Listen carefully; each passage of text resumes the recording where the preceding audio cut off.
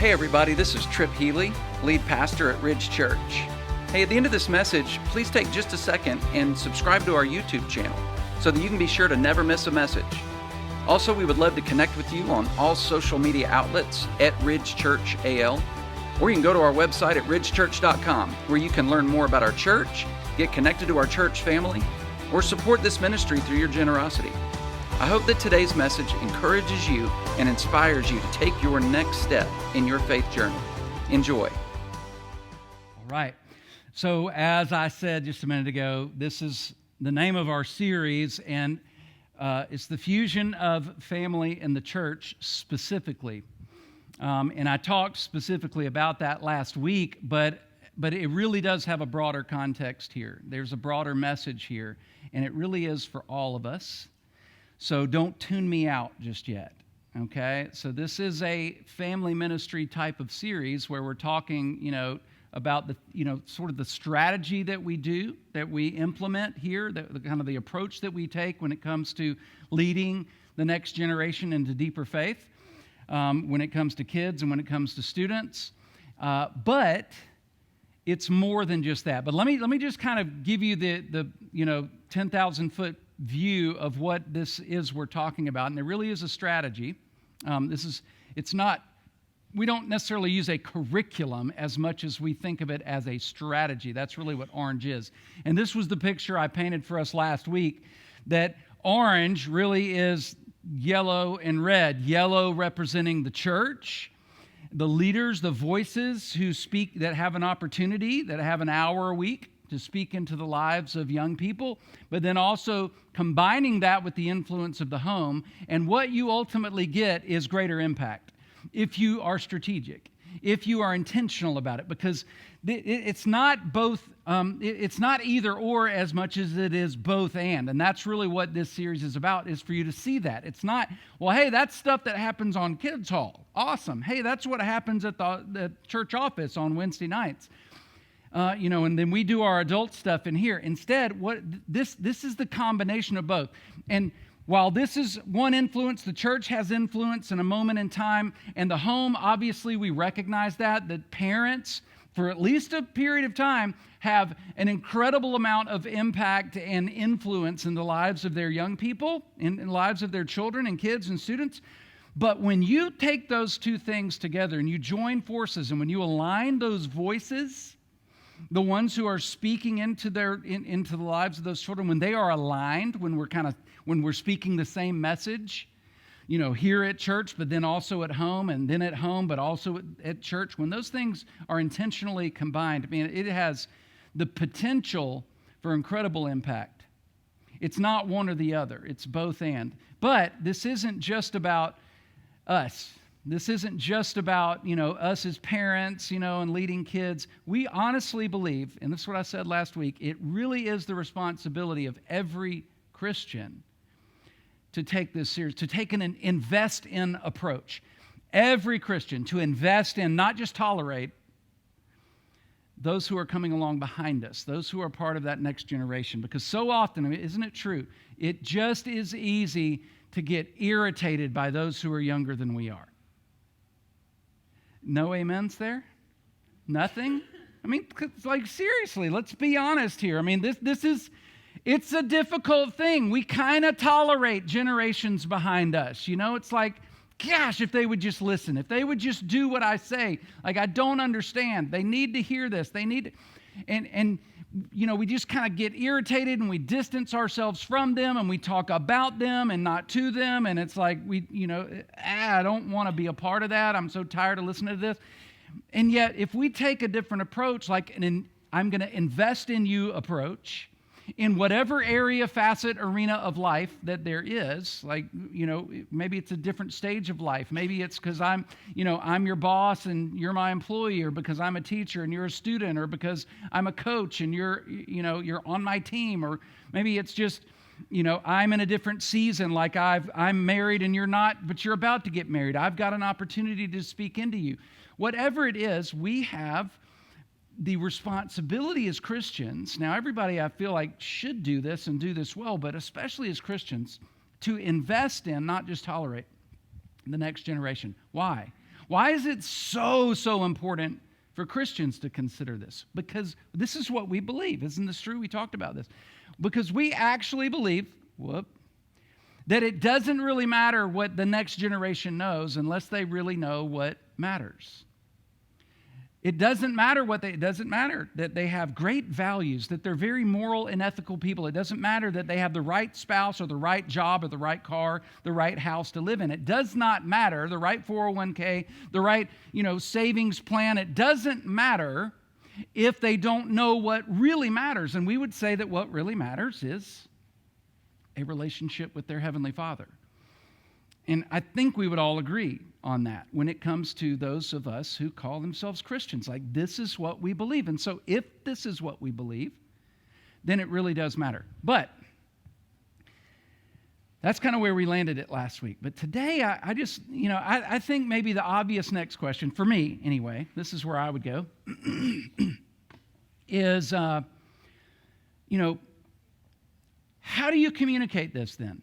Like, if this is what really matters, and again, we're talking specifically about the message of Jesus, but there's more to it than that. Really, in any facet, you can take the things that we're going to talk about today and apply them in any arena of life. How do we communicate this effectively? Because it's just like you just get so tired of them not listening, because you think, well, yeah, I know, and if they would just listen, then they would know. Like, if you would just want to wring your neck. It's like, why aren't you listening to me? I have your best interest in mind. I actually know a thing or two. If I had known the things that I'm trying to communicate to you when I was young, I could have avoided so much heartache. Oh my goodness, please listen to me. And then they don't, or they're not, and you can't figure out what the problem is, and then you get more and more frustrated and irritated, and it's just not happening, and you're just like, it's constant back and forth, and there's bickering and fighting. And so what do you do about that? Like, how do we handle this when we know that we've got their best interest in mind, their future in mind, that this is something that's so incredibly important? How do we communicate it well? And that's something we've got to figure out. In other words, this is the way I want to say it. Is there anything you can do when you're not getting through? That's a fair question. Is there anything you can do when you're not getting through? And I think more than anything, it just requires some consideration. We've just got to pause long enough to think about this. Like, what does my communication look like? What does the relationship look like with this person, with this group of people, with my children, with my student, my teenager? Like, I've got, the whole gamut when it comes to my kiddos, so it's like 11 years old up to 24 years old. And so post-teen, pre-teen, right in the middle of teen, I've got kind of the whole thing. And it's different at each stage, but even people that you are at some point in your life, no matter who you are, this is why this is for all of us, even, especially Christians, but for all of us, at some point, you will find yourself in a position of authority over a person or a group of people who you have potential influence over. Don't you want to steward that influence well? I don't want to lose the influence that I might have in their lives. And so how do we help ensure that we hang on to that? And so I want to look at a letter that the Apostle Paul, and the Apostle Paul wrote this, but it looks like, there may have been, some dual authorship here as far as we can tell. But certainly this was Paul writing to his friend Titus, and he was a colleague, a friend, ministry partner, and he was younger than Paul, kind of he had mentored him. But apparently, here's some of the context. Paul and Titus had spent some time together, apparently, on the island of Crete, out in the middle of the Mediterranean, and had planted several churches there together. And then Paul left, and he left Titus there in order to continue teaching and instructing, but also appointing leaders over some of the different churches. And then later, as is often the case, Paul would then write letters back and encourage them and say, here's some things that I've heard. Here's some things you need to know. I want to let you know some of these things. And so Paul did that with Titus, wrote back to him. And at the end of chapter 1, it's like Paul is, he's talking generally to just Christians there. And he's saying, it looks like y'all are saying one thing and you're communicating and you're teaching something, but you're not living it out. You're not actually doing it. And he actually says, to some degree, he says that's useless. It's useless to talk if you're not doing it. And then at the beginning of chapter 2, he speaks specifically to Titus this time, and here's what he says. So he's kind of laid that foundation, and then he says, in Titus, you, however, must teach what is appropriate to sound doctrine. Now he is saying teach, and probably meaning verbal. Like you need to communicate something, and it does need to be appropriate to sound doctrine. Like it does need to be truthful. The words out of your mouth need to be right and true concerning the teachings of Jesus. Like that's sound doctrine. And that needs to be happening. And then he just kind of begins there. And then he over the next several verses, he lays out just some very general, brief statements about how he is, about the things that he is to be communicating to each kind of generation. So he kind of breaks it up by gender, but also by, generation. So he says this, teach the older men, he gives some thoughts. Likewise, teach the older women, he gives some thoughts. And then the older women, can urge the younger women, and he gives some thoughts. And then similarly, encourage the young men. You can go read some of those for yourself, but it's specifically what he was talking about. But this is the what, and I don't want to get into the what right now. That's for another day. Because at this point, he then shifts to the how. Like, it's important that you're communicating, that you're communicating differently and communicating different ideas and things to teach to the different age groups, different stages of life, men versus women. Like, there are some different things. Like, it's like, well, yeah, duh. But it's not that obvious to us when it comes to just a generational difference, okay? But it should be.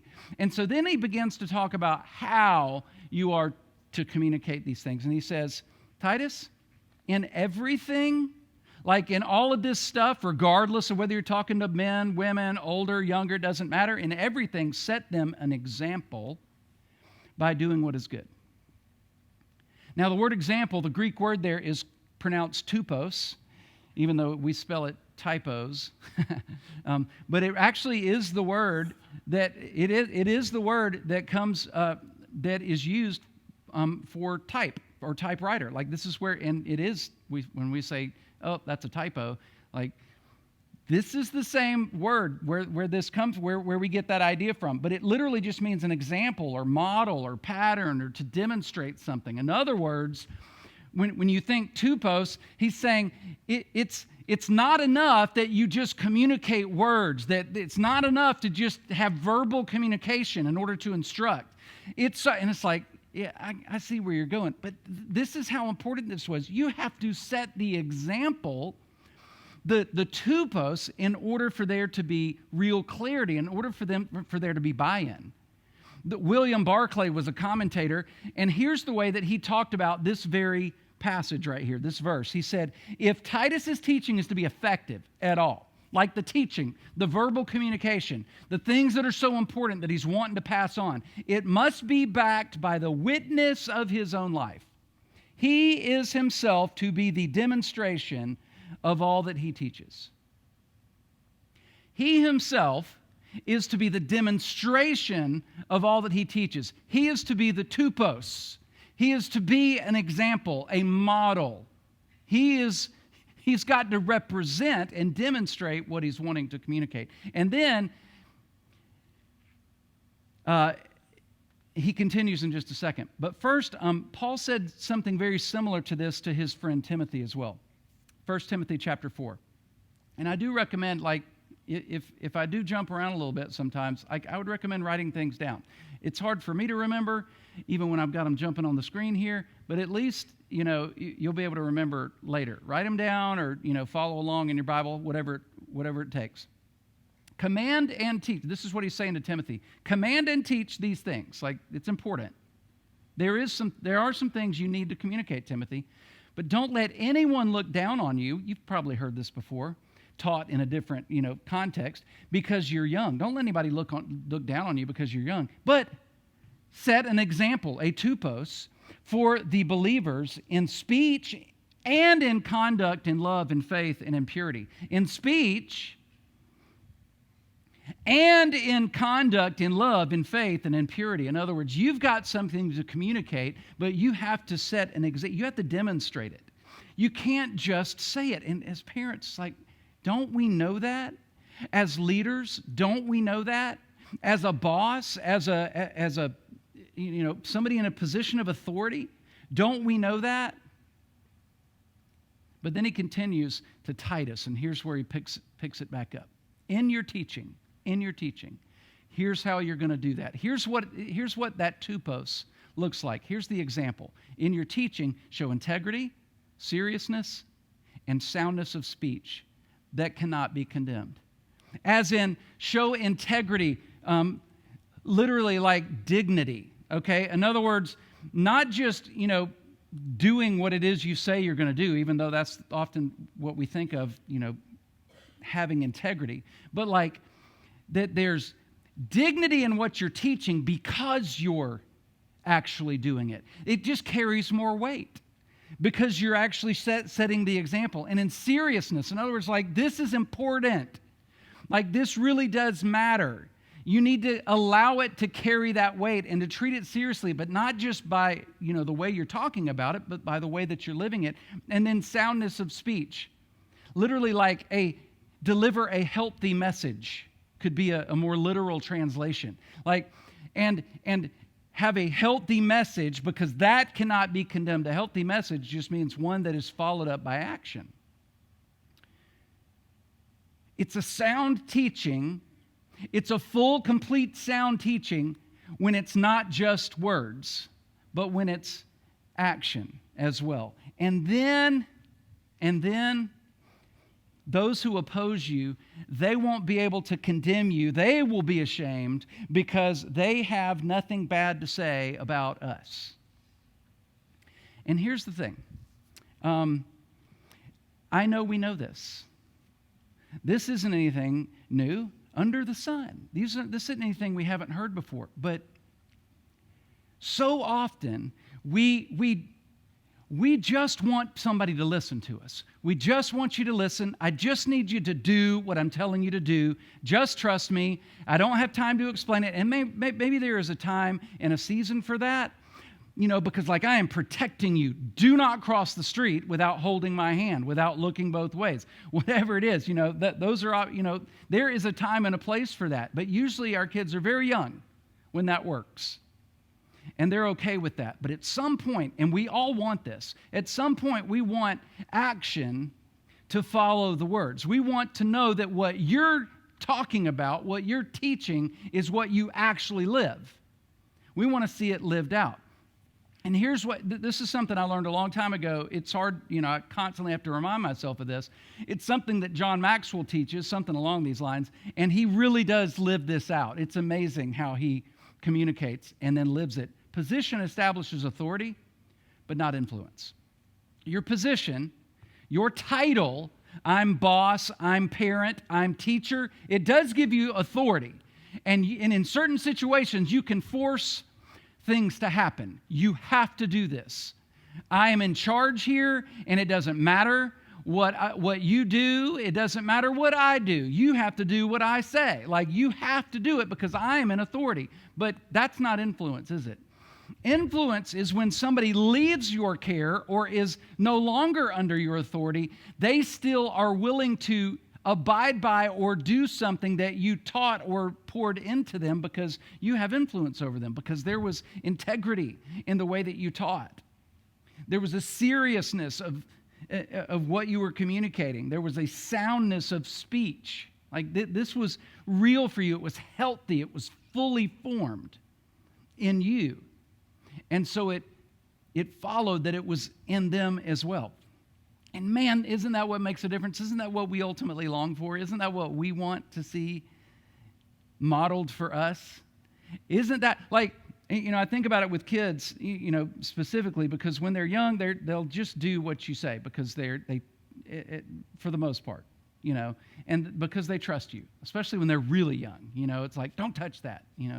No, you can't put that in your mouth. No, you can't eat that. And then kids get older. And this is something I've said for a long time. at some point you begin to realize that short of putting bars on their windows and doors and feeding them through a hole in the wall, you can't make them do anything. You can't. The older they get, and if you've never had kids before, or if your kids are really young, you may think, oh, come on, like that can't. No, think about that. Can you really make them do so? Well, absolutely, because I can crack that whip and say, I'm going to whoop you. But, right? But is that influence, or is that just an exercise of your position and your authority? Influence is what they do when they're not when you're not looking, when they're not under your care specifically. You know, when they leave the home and they're at school, when they're at work, when they're with their family now. Like now, what you've communicated and poured into them, now we get to see whether it's influence or you just were, a forceful hand. You see, here's how this message gets really communicated. The greatest lessons other people will ever receive from you are the lessons they never have to hear from you.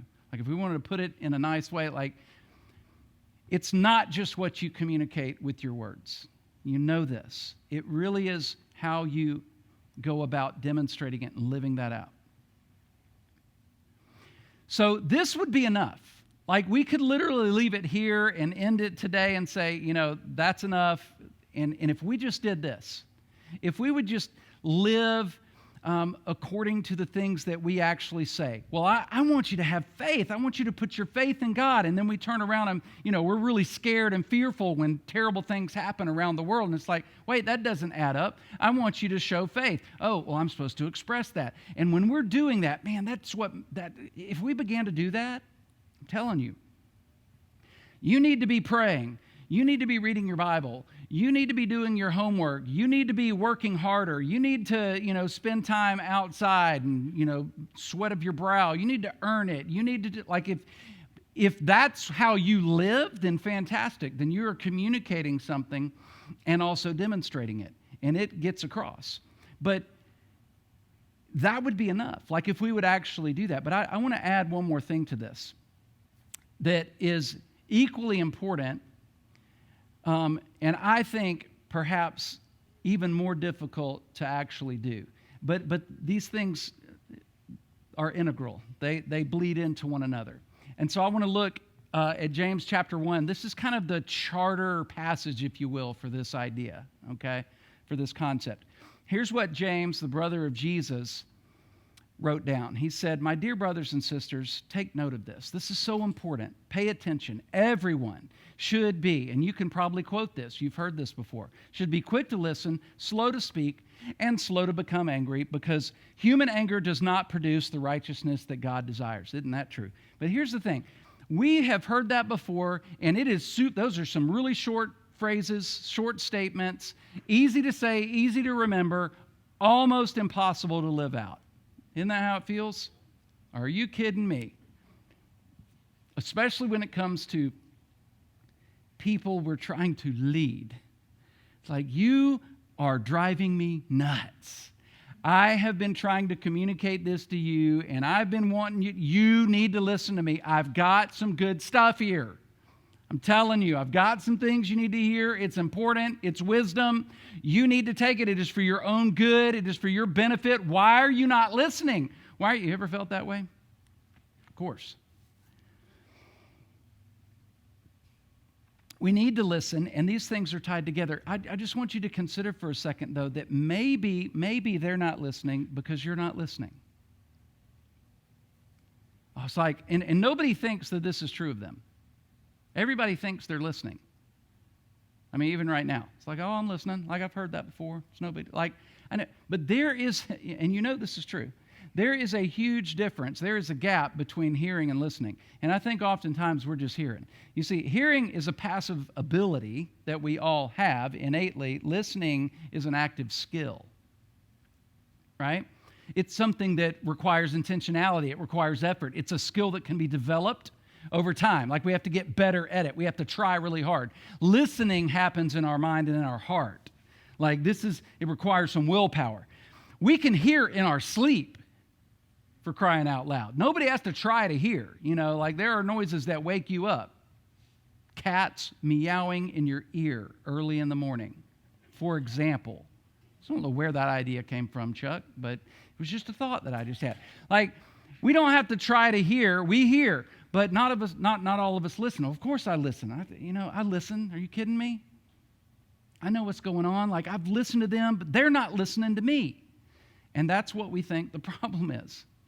Just pause for a second and consider the possibility that maybe you're not listening, because listening is so much more than just hearing something. Oh, I mean, I've been listening to what they're saying, and they're just not listening to me. And that's still, that's like becomes our argument. But I'm going to leave it there for a second, and then I want to give us some handholds, okay, to walk away with today, because that's how important this is. Like, I think these are things worth writing down. These are things worth remembering. I'm going to try to make it as succinct as I can.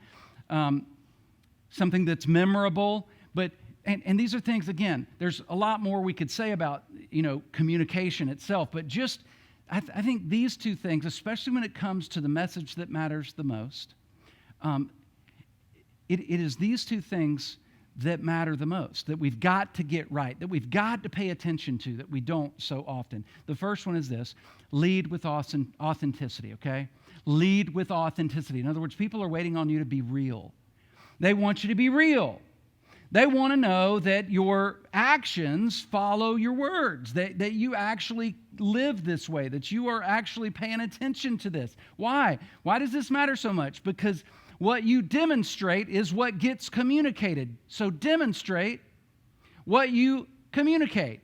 If you're a parent, don't just say, and I say this jokingly oftentimes, when I say this, and I'm guilty of saying this, but sometimes I kind of want to mean it. It's like, don't do as I do, do as I say.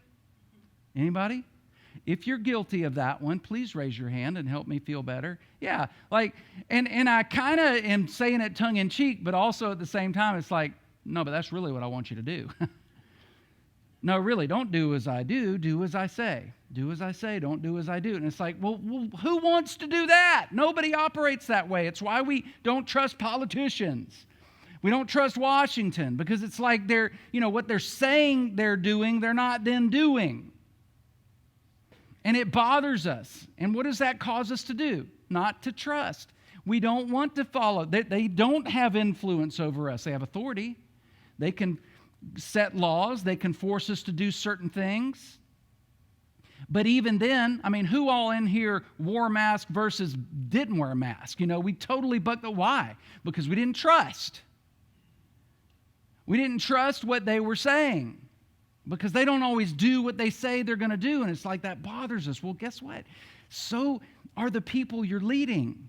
So are your kids and your teenagers. Like, they feel the same way. We've got to lead with authenticity. And then second is lead by listening. And here's what I want to do. So this is where I want to break this down just a little bit more.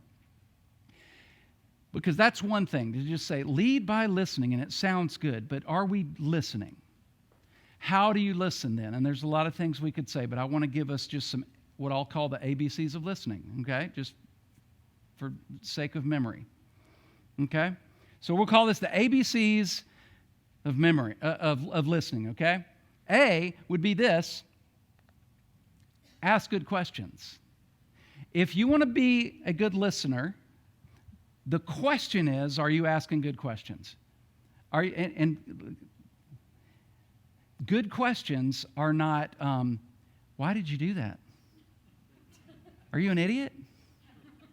I can't believe you did that. What were you thinking? Like, how could you possibly do something like, I can't believe, and then sometimes we do ask those aren't good questions, by the way. They're not helpful. Sometimes we do ask a good question, but with an air of sarcasm. Guilty of that one. And it's still not a good question. You know who was good at asking questions? Jesus. Really good. Read through the New Testament Gospels. Matthew, Mark, Luke, John. What you will find over and over is that Jesus was not just a good communicator. He was a good listener. Specifically, he was a good question asker. Who do you say that I am? What is it you want me to do for you? Do you want me to heal you?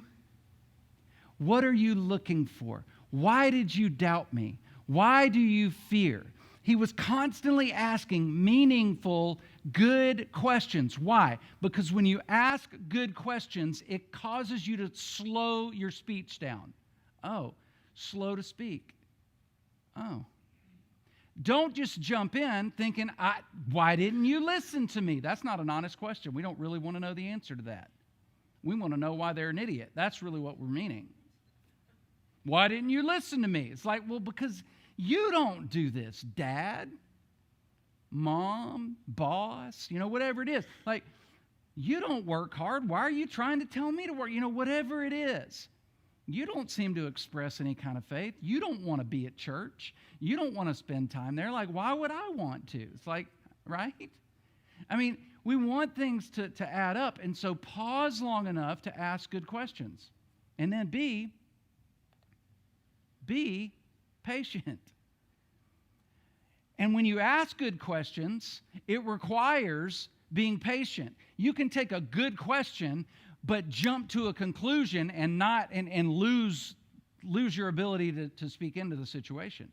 I mean, and we're all guilty of this. Again, this is like so difficult. It's why I want to try to give it, like practical handholds. It's like, no. These are things you can practice. Okay, I got to ask good questions, which sometimes is all it takes is just you stopping long enough in that moment, in that situation, that scenario, and just saying, I need to stop long enough. Slow to speak, meaning I need to ask good questions. Slow to speak, ask good questions.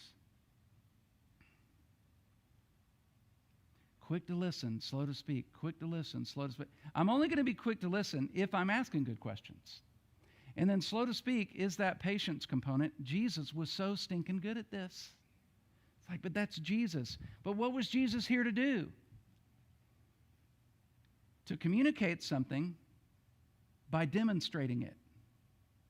It's what Jesus did. He was the ultimate tupos. He was the ultimate example. And he was extremely patient. He took time to get to know people. He took time to figure things out, to understand his audience, so to speak, which pours into the last one, which is consider their perspective. Like, where are they coming from? Why did they believe what they believe? Why did they do this? Like, honestly, why did they do this? Was it out of fear? Was it because they don't really trust me? Was it because they actually didn't know better? Was it because they really just forgot, or they never actually heard it, or I didn't communicate it well the first time? Like, why did they do this? Maybe they just have a different idea, a different belief system. And if you want to ever communicate with somebody who doesn't believe what you believe, you need to begin by understanding why they believe what they believe. There may be a good reason.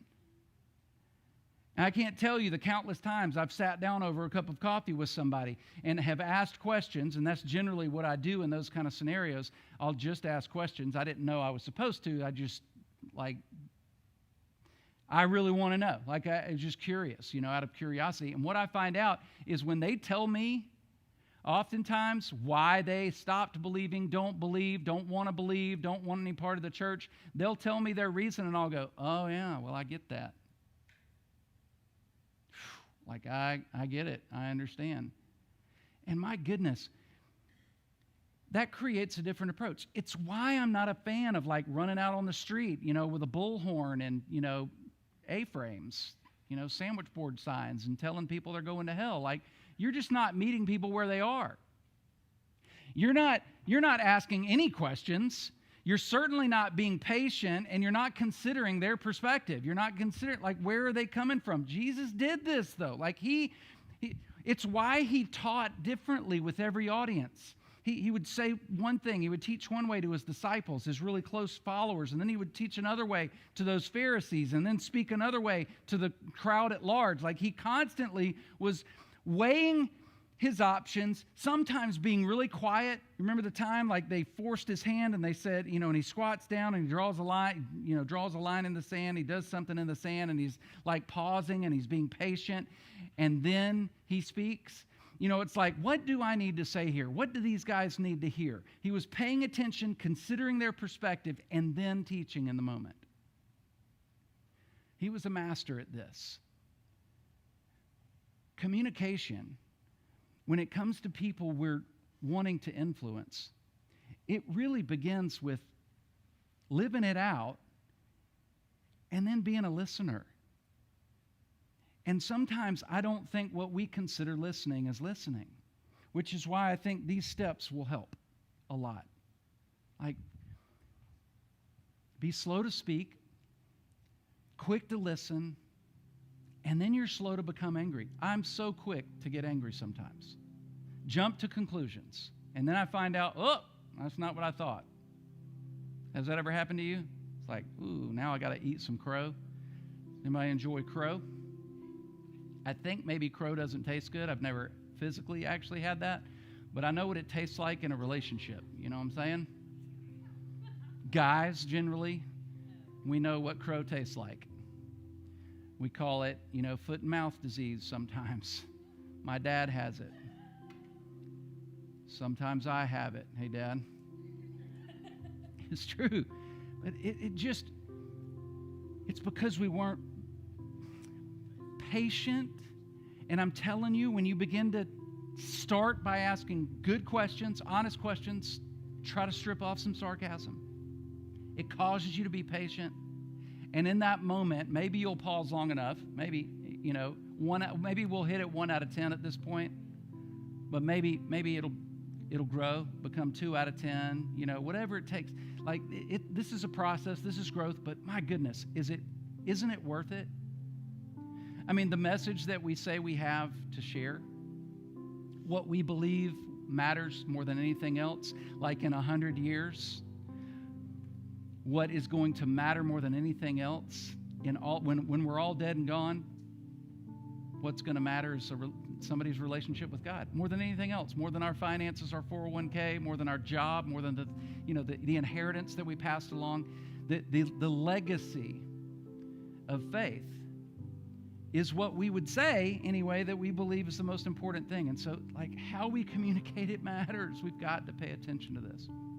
And let me just say this. For those of you who maybe you're just not even there. Maybe there's some good application for you. Like, you don't necessarily believe what it is we're talking about today. But maybe these are just some good tools, just